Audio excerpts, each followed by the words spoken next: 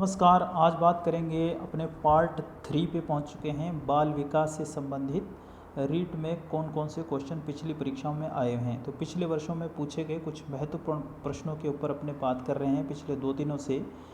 और ये जो प्रश्न हैं ये बाल विकास से रिलेटेड हैं, अर्थात मनोविज्ञान से रिलेटेड हैं। पिछले 2 वीडियो में हम पार्ट 1 और पार्ट 2 पढ़ चुके हैं। आज अपने पार्ट 3 की बात करेंगे कि बाल विकास के तहत जो हमारा टॉपिक है वृद्धि और विकास, उससे रिलेटेड ये प्रश्न है। अभी अपने फर्स्ट टॉपिक से रिलेटेड ही प्रश्न चल रहे हैं। पिछले कुछ वीडियो में हमने पार्ट 1 पार्ट 2 में कुछ क्वेश्चन पढ़े थे, उसके अगला पार्ट है ये। आइए जानते हैं कौन से प्रश्न हैं ये। दोस्तों, जैसे प्रश्न नंबर 3 है कि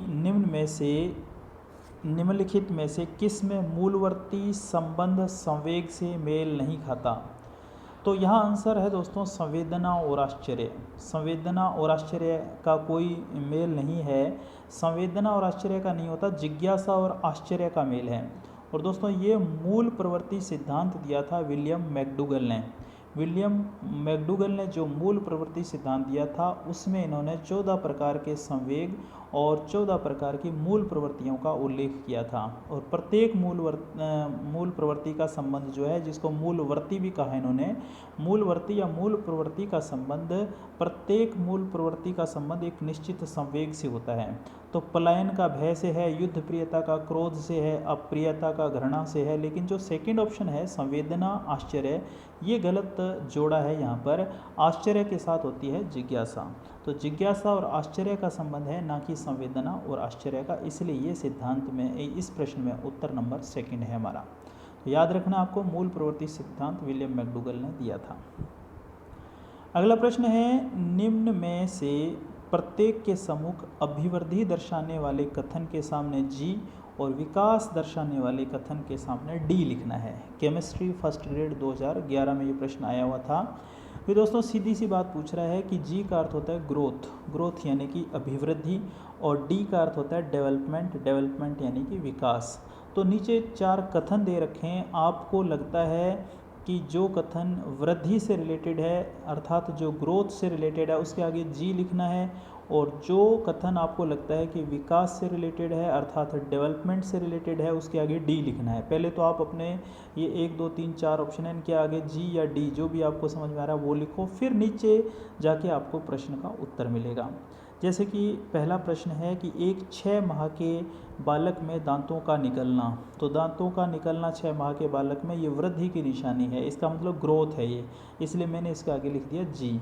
इसी तरह दूसरा प्रश्न है कि 3 माह के बालक का उल्टा पलट कर पेट के बल लेटना। उलट पलट करता है जो 3 महीने का बालक, कभी ऐसे उलट जाता है कभी वैसे पलट जाता है।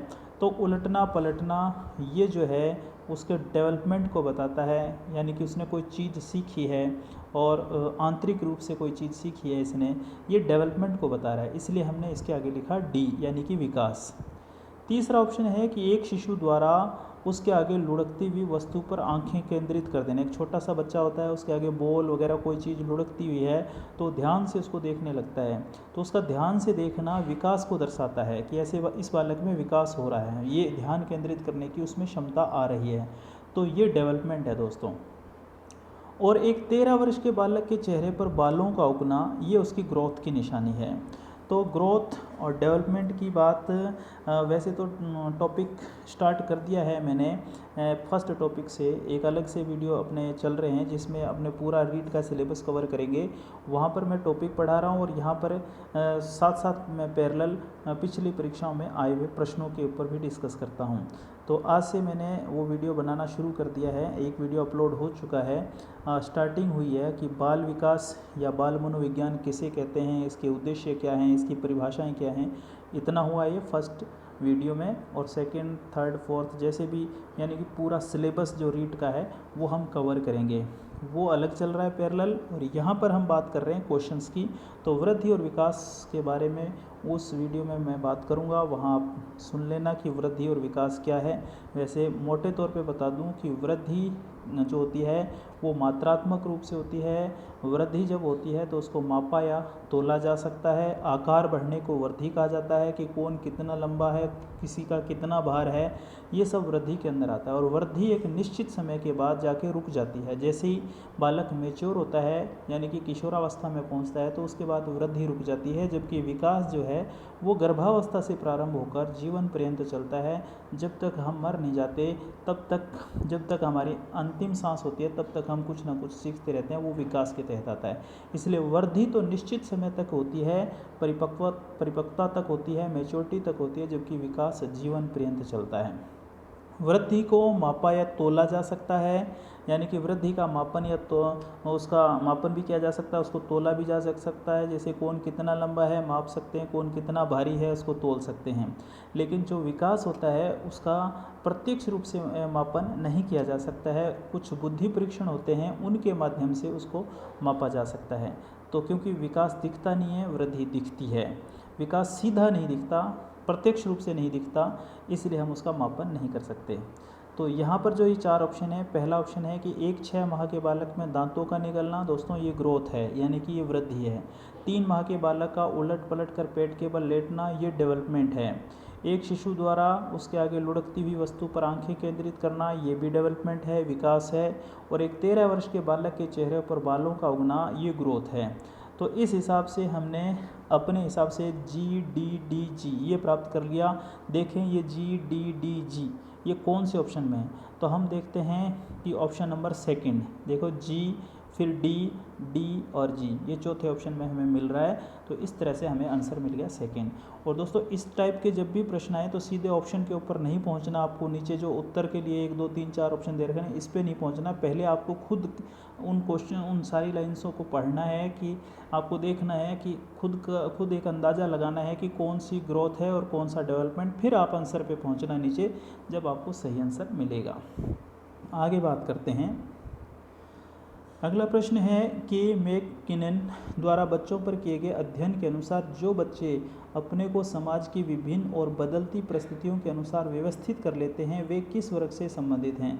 तो दोस्तों मैककिनन ने बच्चों के विभिन्न वर्ग बनाए थे उनकी समझदारी के हिसाब से।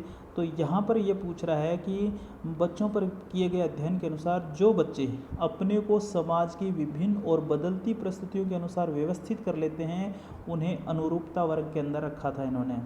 वो बच्चे अनुरूपता वर्ग से संबंधित हैं, इसलिए यहाँ पर आंसर बना थर्ड, इकोनॉमिक्स फर्स्ट ग्रेड 2013 में ये प्रश्न पूछा गया था। अगला प्रश्न भी मैककिनन से संबंधित है कि मैककिनन द्वारा बच्चों पर किए गए अध्ययन के अनुसार जो दूसरों से मिलने में झिझकते हैं वे किस वर्ग से संबंधित हैं। तो वो प्रत्याहार वर्ग से, क्योंकि प्रत्याहार का अर्थ होता है संक्षिप्त, थोड़ा। तो जो बच्चे शर्मीले टाइप के होते हैं वो प्रत्याहार वर्ग से संबंधित उन्होंने बताए थे। और जो समाज की विभिन्न और बदलती परिस्थितियों के अनुसार व्यवस्थित कर लेते हैं वो अनुरूपता वर्ग से संबंधित बच्चे होते हैं। अगला प्रश्न है कि बालक का आयु वर्ग जिसमें सोच विचार क्षमता शुरू हो जाती है। तो कुछ आंकड़े बताए हैं आयु से रिलेटेड, उनके ऊपर ये प्रश्न है कि बालक का आयु वर्ग जिसमें सोच विचार क्षमता शुरू हो जाती है वह है, तो वह कौन सी आयु वर्ग है। देखिए क्या वो 1.5 से 2 वर्ष है या 2.5 से 3 वर्ष है या 3 से 4 वर्ष है या 4 वर्ष के बाद है। दोस्तों ये शेषावस्था के बालक होते हैं, तो ये 2.5 से 3 वर्ष, जो ऑप्शन नंबर सेकंड है वो इसका सही आंसर है। 28वां क्वेश्चन है कि निम्न में से कौन सा व्यवहार भावनात्मक बाधा को प्रदर्शित करता है। भावनात्मक बाधा को आक्रामकता प्रदर्शित करती है। दोस्तों आक्रामकता होती है उसके फलस्वरूप जो है भावनात्मक बाधा को उजागर किया जाता है, व्यक्ति अपनी भावनाओं को ठीक से व्यक्त नहीं कर पाता है आक्रामकता के तहत। तो यहाँ पर आंसर बनेगा फर्स्ट, और ये दोस्तों फर्स्ट ग्रेड 2015 में आया था। अगला प्रश्न है फ्राइड के अनुसार मन की संरचना की सही कोटि है। फर्स्ट ग्रेड हिस्ट्री 2015 में ये प्रश्न पूछा था। तो इन्होंने बताया था इदम, अहम, अति अहम, इड, ईगो और सुपर ईगो भी कहा जाता है। इनका सही ऑप्शन है सेकंड, इदम, अहम और अति अहम। इसको और नाम दे सकते हैं अपने, इड, ईगो और सुपर ईगो। इनको चेतन मन, अर्धचेतन मन, अचेतन मन भी कहा जाता है। इदम जो होता है इसमें हमेशा बुरे विचार आते हैं, कोई भी व्यक्ति के मन में जो बुरे विचार आते हैं वो इदम के तहत आते हैं। और जैसे ही कोई बुरा विचार आया उसके प्रति जस्ट थोड़ी देर बाद हमारे अंदर एक डर भी आ जाता है, तो वो डर अहम के कारण आता है, और बाद में उस जो भी काम हमारे दिमाग में आया था गलत, और उसके ऊपर पाप और पुण्य की बात जो होती है वो अति अहम होती है। दोस्तों हम इसको एक उदाहरण से समझ सकते हैं कि एक बच्चा मान लो कि कक्षा में बैठा है और उसने देखा कि दूसरे बच्चे का ध्यान नहीं है, और उसके मन में विचार आता है कि मैं इसकी पेंसिल चुरा के अपने जेब में या अपने बैग में डाल लूँ। तो ये जो विचार आ रहा है ये इदम के अंदर आ रहा है, यानी कि इड, इदम को इड भी कहा जाता है, ये इड के अंदर विचार आ रहा है उसके। अगले ही क्षण उसके मन में फिर विचार आता है कि नहीं यार, चोरी करता पकड़ा गया तो ये बच्चा जब शिक्षक को कहेगा तो मेरी तो भयंकर पिटाई होगी। ये जो विचार आया ये अहम के कारण आया, ईगो के कारण है।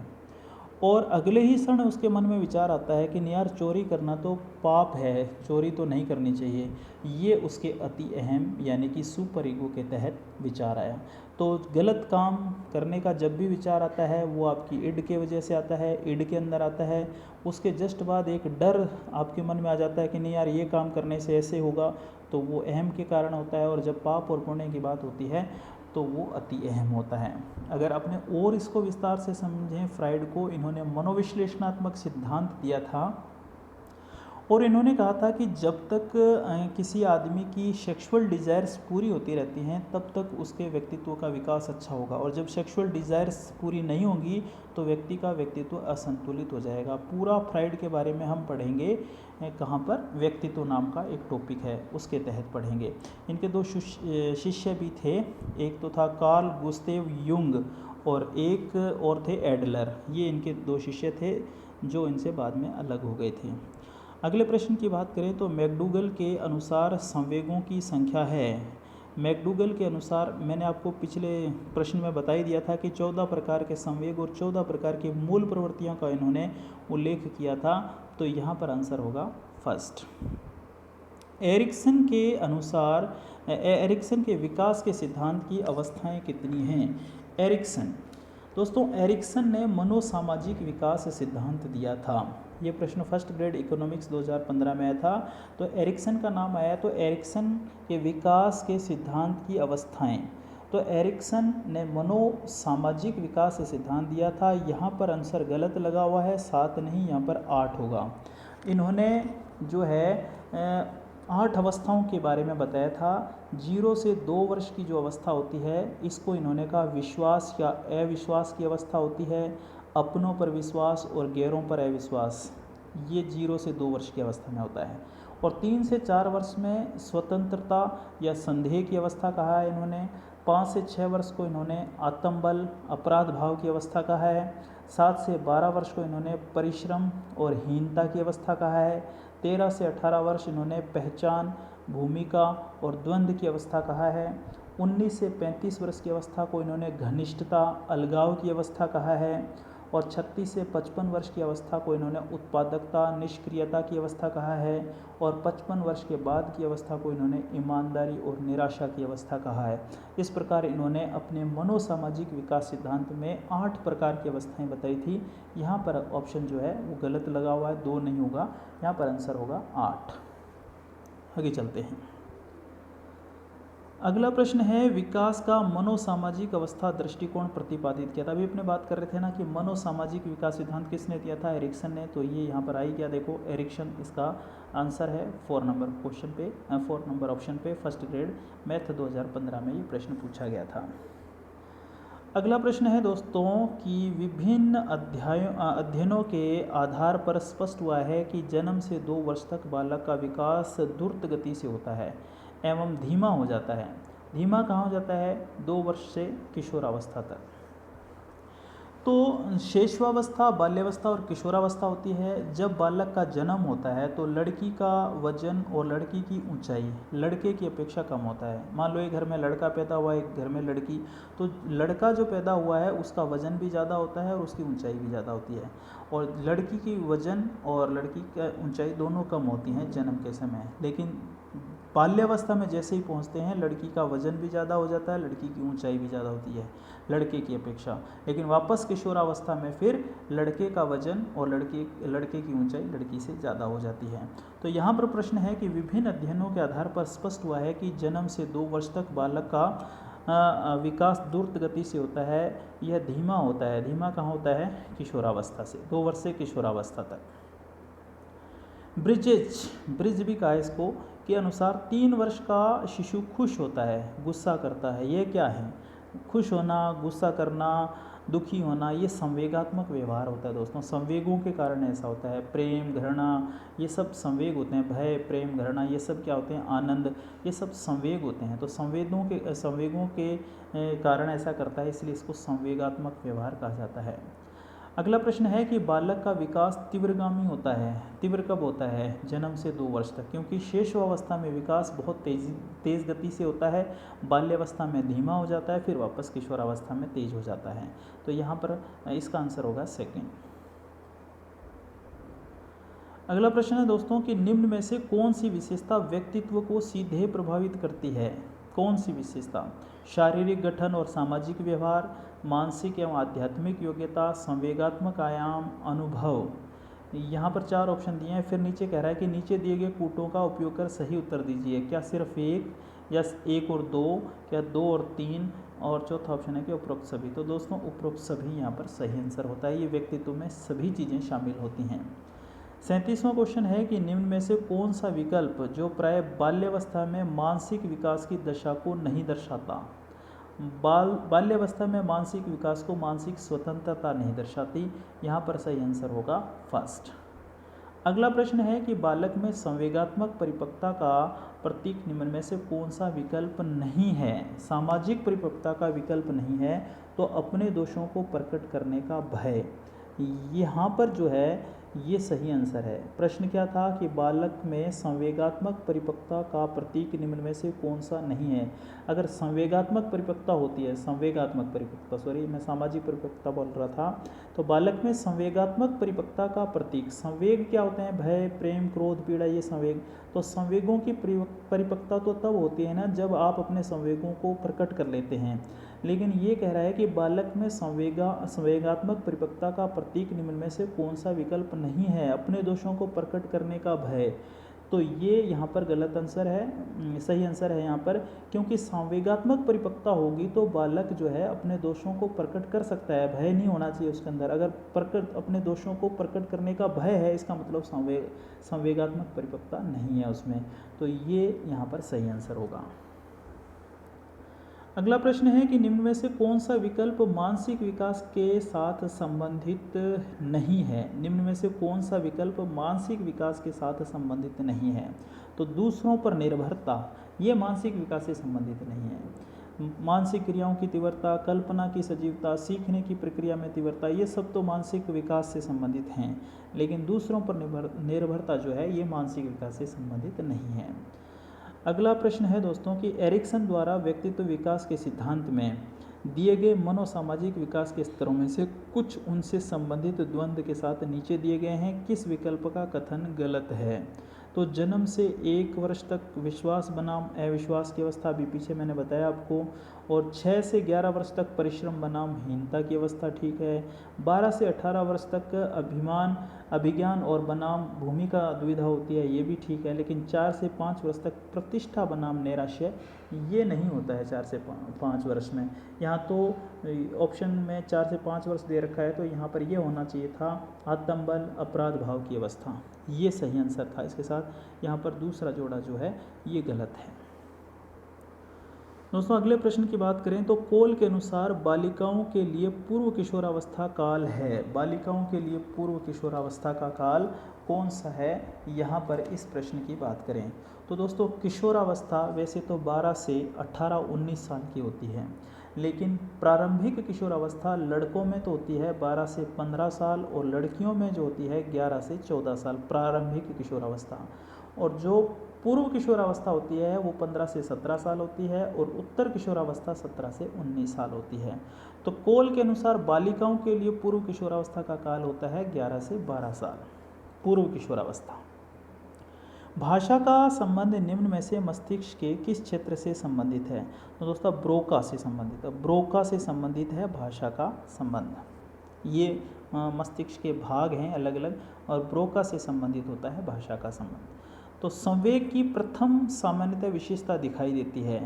अभी अपने बात कर ही रहे हैं बार बार कि भय, प्रेम, क्रोध, पीड़ा, ये सब क्या होते हैं? संवेग होते हैं। तो संवेग यहाँ पर डर के रूप में है। Option number 4। अगला प्रश्न है, हकलाने का मनोवैज्ञानिक कारण है। हकलाने का मनोवैज्ञानिक कारण होता है दोस्तों, ऑप्शन नंबर 3 होगा, संवेगों का तीव्र प्रभाव। जो बच्चे हकलाते हैं वो क्या करते हैं कि उनका एक शब्द के ऊपर दूसरा शब्द चढ़ जाता है। जब वो बोलते हैं तो संवेगों की तीव्रता के कारण वो एक शब्द पूरा कर ही नहीं पाते हैं कि उसके बाद जस्ट दूसरा शब्द आ जाता है, तो जिससे पहले वाला शब्द ही अटक जाता है, तो इससे उनका हकलाना शुरू हो जाता है। तो हकलाने का मनोवैज्ञानिक कारण होता है संवेगों का तीव्र प्रभाव। होता क्या है, आमतौर पर जो हकलाने वाले बच्चे होते हैं उनको कक्षा में शिक्षक भी उनसे प्रश्न नहीं पूछता कि कहीं बालक ये समझे कि उसकी इंसल्ट की जा रही है, उसको बोलना नहीं आ रहा, फिर भी मुझसे पूछा जाता है। लेकिन दोस्तों ये शिक्षक को ऐसा नहीं करना चाहिए। शिक्षक को चाहिए कि जो बच्चा हकलाता है उससे ज़्यादा प्रश्न पूछने चाहिए, क्योंकि हकलाने वाले जो बच्चे होते हैं जितना ज़्यादा बोलेंगे उतना ही उनके संवेगों की तीव्रता जो है वो कम होती जाएगी और उनका हकलाना धीरे धीरे ठीक हो सकता है। हकलाने वाले बच्चों को चाहिए कि वो जब भी कुछ याद करें तो तेज़ बोल बोल के याद करें। जितना वो अधिक बोलेंगे उतना ही उनका हकलाने का दोष जो है वो धीरे धीरे कम होता जाएगा। तो शिक्षकों को चाहिए कि जो बच्चे हकलाने वाले हैं पहले तो उनको मोटिवेट करें, अभिप्रेरित करें और उनको बता दें कि मैं आपसे प्रश्न क्यों पूछना चाहता हूँ, मैं आपके भले के लिए ही चाहता हूँ, क्योंकि आप जितना बात करेंगे उतना आपका ये दोष कम हो जाएगा। तो संवेगों की तीव्रता के कारण बच्चे हकलाते हैं। संवेग जो सामान्यतः सुख देता है वो कौन सा है? आत्माभिमान। ये जो है संवेग ये सुख देता है। करुणा, एकाकीपन, भूख ये सुख नहीं देते हैं। आत्माभिमान हो जाता जो है, आत्माभिमान जो होता है ये हमें सुख देता है। तो ऑप्शन नंबर 4 है। निम्नलिखित में से कौन सा नकारात्मक संवेग है? साफ सा जाहिर है चिंता नकारात्मक संवेग है, आनंद, आशा, उपलब्धि ये तो सकारात्मक होते हैं। 47वां प्रश्न है कि मूल प्रवृत्तियां संपूर्ण मानव व्यवहार की चालक हैं, ये कथन किस वैज्ञानिक का है? तो मूल प्रवृत्तियों का सिद्धांत दोस्तों मैकडूगल ने दिया था। तो जाहिर सी बात है कि मूल प्रवृत्तियां संपूर्ण मानव व्यवहार का चालक है, ये कथन भी मैकडूगल का ही है। अगला प्रश्न है दोस्तों कि संवेगों पर नियंत्रण पाने के लिए बालकों को क्या करना चाहिए? बालकों को करना चाहिए आत्मानुभूति। आत्मानुभूति का प्रयास करना चाहिए, अभ्यास करना चाहिए, और ये संवेगों पर नियंत्रण करने का सबसे अच्छा तरीका होता है। संवेग शब्द किसी भी प्रकार के आवेश में आने, भड़क उठने तथा उत्तेजित होने की दशा को सूचित करता है। ये किसने कहा था दोस्तों? ये आर्थर डी जर्सील्ड ने कहा था। निम्नलिखित में से कौन सा नकारात्मक संवेग नहीं है? पीछे भी आ चुका है। ये आशा नकारात्मक नहीं है, आशा सकारात्मक होता है। भय, क्रोध, चिंता ये नकारात्मक होते हैं। बच्चे में संवेगात्मक संघर्ष उत्पन्न होता है बहुत अधिक क्रोध से। अगर बच्चा बहुत अधिक क्रोध करेगा तो संवेगात्मक संघर्ष उसके अंदर उत्पन्न होता है। तो दोस्तों ये वृद्धि और विकास से रिलेटेड कुछ महत्वपूर्ण प्रश्न थे जो पिछली परीक्षा में पूछे गए थे। मैं आपको फिर बता दूं कि ये अलग सेगमेंट चल रहा है हमारा कि हम पिछली परीक्षा में आए हुए प्रश्नों की डिस्कस करते हैं यहाँ पर। एक दूसरी तरफ हम पैरेलल में दूसरे वीडियो बना रहे हैं जहाँ पर मैं पूरा टॉपिक पढ़ाता हूँ, और वहाँ हमारा फर्स्ट टॉपिक चल रहा है वृद्धि विकास, जिसका एक पार्ट हो चुका है। नेक्स्ट पार्ट आगे होगा। और जो पिछले प्रश्नों की बात कर रहे हैं तो ये पार्ट 3 था, इससे पहले 2 पार्ट हम कर चुके हैं। अगर आपने नहीं देखे हैं तो आप ज़रूर उन वीडियो को देखिए, वीडियोस को देखिए, और अच्छे लगें तो शेयर कीजिए, सब्सक्राइब कीजिए, लाइक कीजिए। नमस्कार।